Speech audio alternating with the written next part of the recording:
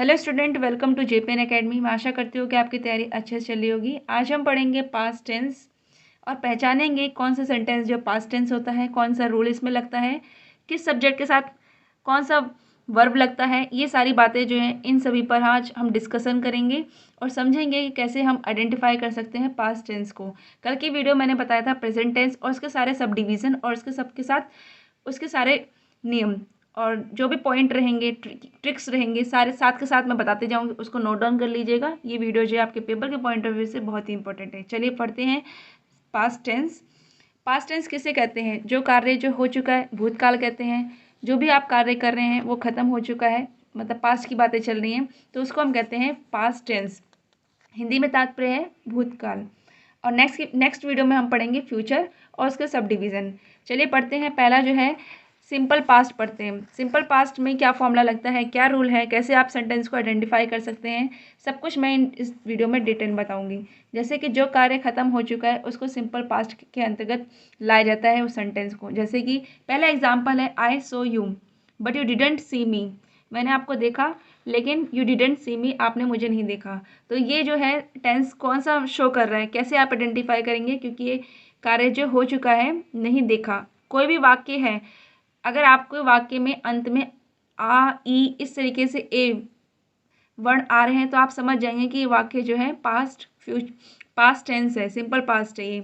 तो आप इसको आइडेंटिफाई कर लीजिए। और जो भी कार्य जो है, अगर आपको कोई भी सेंटेंस में वर्ब की सेकंड फॉर्म दिखाई दे रही है सब्जेक्ट के साथ, तो आप समझ जाइए ये सिंपल पास्ट है। तो इस तरीके का सेंटेंस अगर आपको दिखाई देता है पेपर में कि सब्जेक्ट प्लस वर्ब की सेकंड फॉर्म प्लस ऑब्जेक्ट, तो वो सेंटेंस कैसा कहलाएगा? सिंपल पास्ट कहलाएगा।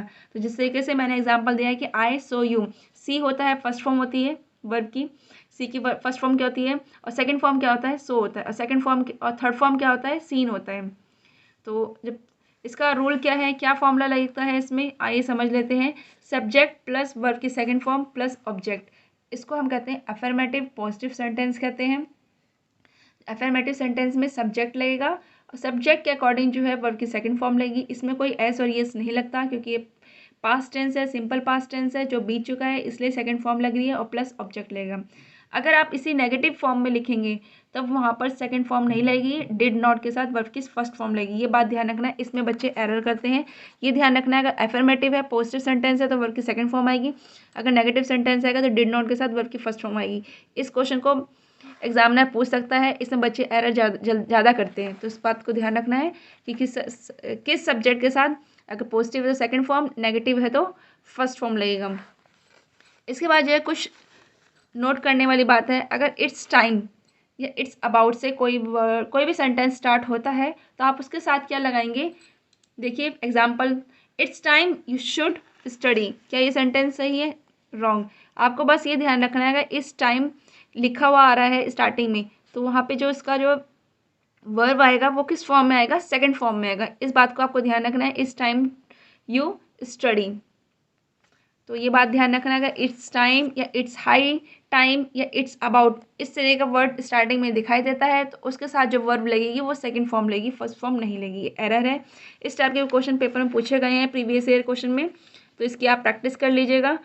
और अगर इस टाइम के बाद टू नज़र आता है तो आप वर्ब की फर्स्ट फॉर्म का यूज़ करेंगे, सेकंड फॉर्म का यूज़ नहीं करेंगे क्योंकि एक इन्फिनाइट बन जाएगा और आपको पता है टू के साथ वर्ब की फर्स्ट फॉर्म ही लगती है। तो ये बात ध्यान रखनी है आपको। ये सिंपल पास्ट है। आइए पढ़ते हैं पास्ट कॉन्टिन्यूस। पास्ट कॉन्टिन्यूस का क्या रूल है, कैसे आप आइडेंटिफाई करेंगे, रिकॉग्नाइज करेंगे सेंटेंस को। पास्ट कॉन्टिन्यूस टेंस किसे कहते हैं? जो भी कार्य है भूतकाल में हो रहा था, ये रही थी, ये रहे थे, इस तरह के वाक्य के अंत में आपको ये शब्द दिखाई देता है तो उस सेंटेंस को हम कहते हैं पास्ट कॉन्टिन्यूस टेंस। जैसे कि I was waiting for you, मैं तुम्हारा इंतज़ार कर रहा था, तो I was waiting for you. तो इसमें क्या रूल लगेगा? इसमें बस ये ध्यान रखना है, प्रेजेंट कॉन्टिन्यूस में था, इज एम आर लग रहा था, सब्जेक्ट के साथ के अकॉर्डिंग जो है इज एम आर लगेगा और वर्ब की फर्स्ट फॉर्म के साथ I N G plus object. Same ऐसे ही प्रोसेस चलेगा पास्ट कॉन्टिन्यूस में। पास्ट कॉन्टिन्यूस में आपको ध्यान रखना, इज एम आर की जगह वाज और वर लग जाएगा, फॉर्मूला वही रहेगा, subject plus was over verb की first form plus I N G plus object. इस तरीके से नेक्स्ट नेगेटिव सेंटेंस आता है तो आप वाज और वर्ब के साथ नॉट लगाएंगे और वर्ब की फर्स्ट फॉर्म के साथ I N G plus object. तो ये पास्ट कॉन्टिन्यूस जो है प्रेजेंट कॉन्टिन्यूस की जैसा ही है, बस आपको ध्यान रखना है वो प्रेजेंट है और ये पास्ट है, बीत चुका है, इसलिए यहाँ पे वाज और वर लगा रहे हैं। तो कुछ इस ट्रिक से आप समझ सकते हैं कि अगर प्रेजेंट कॉन्टिन्यूस है, पास्ट कॉन्टिन्यूस है और फ्यूचर कॉन्टिन्यूस है, तो प्रेजेंट वाले में इज एम आर, पास्ट वाले में वाज और वर, और फ्यूचर कॉन्टिन्यूस में विल बी शैल बी, इस तरीके का यूज़ किया जाएगा हेल्पिंग वर्ब का। ये बात आपको ध्यान रखनी है कि कौन सी हेल्पिंग वर्ब कहाँ पे यूज़ होंगी। इससे आप आइडिया लगा सकते हैं कि ये सेंटेंस आप इजीली जो है रिकॉग्नाइज भी कर सकते हैं पेपर में इस ट्रिक से। तो ये फॉर्मूला आपको लर्न होना चाहिए और इजीली जो आप लर्न कर सकते हैं, क्योंकि इसमें बस एक ही बात का ध्यान रखना है, कहाँ पे वाज और वर लगेगा, कहाँ पे विल भी लगेगा, शैल भी लगेगा और कहाँ पे इज एम आर लगेगा। मैं कल की वीडियो में बता चुकी हूँ। और आज पढ़ते हैं पास्ट कॉन्टिन्यूस पढ़ रहे हैं हम। और वाज और वर का कहाँ यूज़ करते हैं, वाज जो है सिंगुलर सब्जेक्ट के साथ यूज़ करते हैं और वर जो है प्लूरल सब्जेक्ट के साथ यूज़ करते हैं। प्लूरल सब्जेक्ट कौन सा होता है, यू वी दे ऑल, ये सारे प्लूरल सब्जेक्ट होते हैं और इनके साथ जो वर का यूज़ होता है। और सिंगुलर सब्जेक्ट कौन सा होता है, ही शी इट नेम या किसी का नाम, और आई के साथ जो है आप वाज लगाएंगे।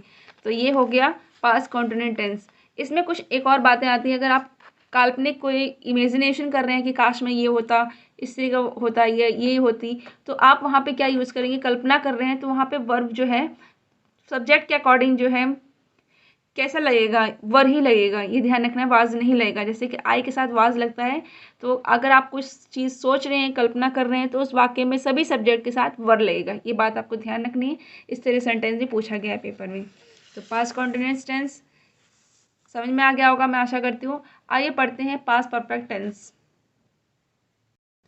देखिए पास्ट परफेक्ट टेंस में टू रूल होता है, ये बहुत ही इंपॉर्टेंट है। पहले आप इसको आराम से समझ लीजिए कि पास्ट परफेक्ट, जैसे कि कोई कार्य जो है, कोई भी पहला एक्शन जो है हो चुका है, तो आप क्या करेंगे, जो पहला एक्शन हो गया है उसको पहले लिखेंगे, उसके बाद जो है पास्ट परफेक्ट का रूल लगाएंगे उसके साथ, जो आप वर्क पहले कर चुके हैं।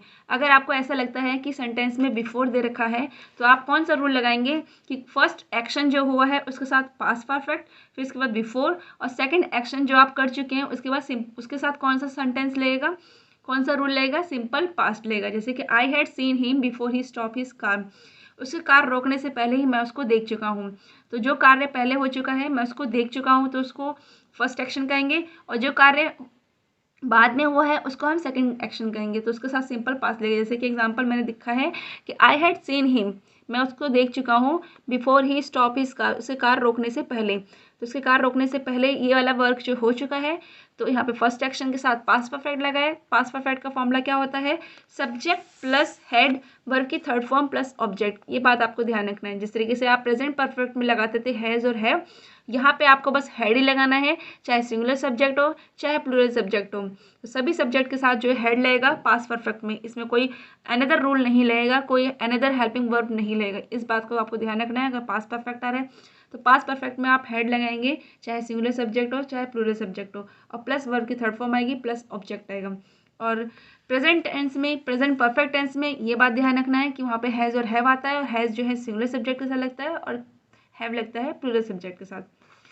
तो आइए नेक्स्ट पढ़ते हैं कि अगर आफ्टर आता है, अगर सेंटेंस में आफ्टर आ रहा है कि आई मेट हिम, मैं उससे मिला, after I had finished my work, मैंने अपना वर्क करने के कंप्लीट करने के बाद मैं उससे मिला, तो जो वर्क जो है सेकंड एक्शन, जो आपने जो सेकंड काम जो बाद में किया है उसके साथ सिंपल पास्ट आएगा।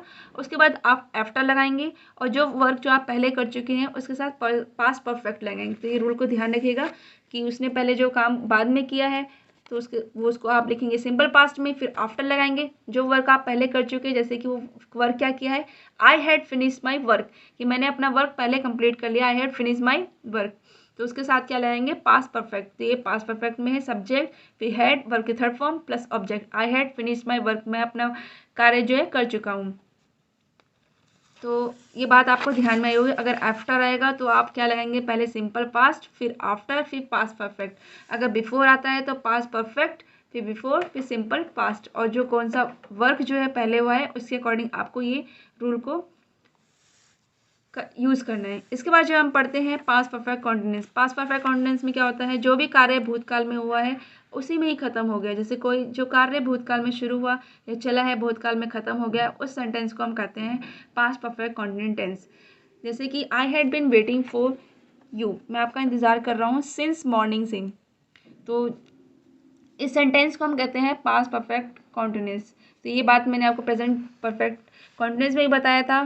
सिंपल सेम फॉर्मूला यही लगा है यहाँ पे भी, बस आपको बस डिफरेंस दिखाई देगा ऑक्सिलरी वर्ब का। यहाँ पे हैड आ गया है, वहाँ पे हैज़ और हैव आ रहा था। तो subject plus had, been plus verb की first form plus ING plus object, फिर प्लस सिंस और फॉर प्लस टाइम।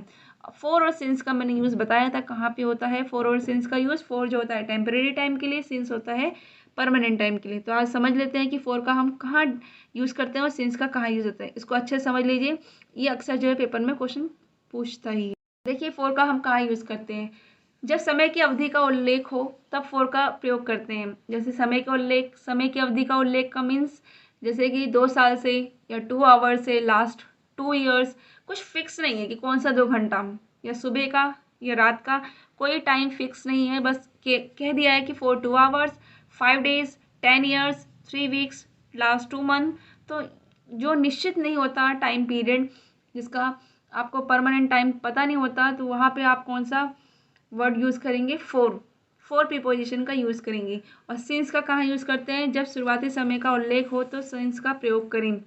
मतलब कि फिक्स टाइम के लिए आप कौन सा वर्ड यूज़ करेंगे, कौन सा प्रीपोजिशन यूज़ करेंगे, सिंस का यूज़ करेंगे। जैसे कि सिंस मंडे, सिंस 2008 या 2009, 10। आपको टाइम दे रखा है, यहाँ पे ईयर दे रखा है, टाइम भी दे रखा है 7 o'clock, 2 o'clock, लास्ट ईयर। तो कैलेंडर में अगर day, dates, months, year, occasion दिया है तो भी आप सिंस लगाएंगे।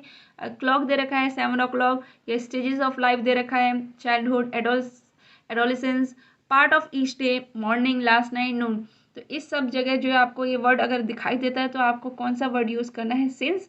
और अगर फोर का यूज़ करना है, अगर आपको दिखाई दे रहा है 2 आवर, 3 आवर, तो वहाँ पे आप कौन सा प्रीपोजिशन यूज़ करेंगे, फोर यूज़ करेंगे। तो मैं आशा करती हूँ कि इन दोनों का डिफरेंस आपको समझ में आया होगा।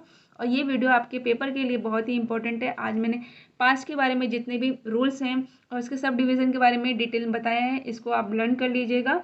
और एक बार प्रैक्टिस करने के बाद आप रिकॉग्नाइज करिए, आइडेंटिफाई करिए कौन सा सेंटेंस जो है पास्ट कॉन्टिन्यूस है, कौन सा सेंटेंस परफेक्ट में है, कौन सा सिंपल पास्ट में। तो सारी बातें जो है क्लियर हो चुकी होंगी इस वीडियो से। तो मैं आशा करती हूँ ये वीडियो आपके लिए बहुत ही हेल्पफुल है। Please like and share, subscribe my channel. Thank you.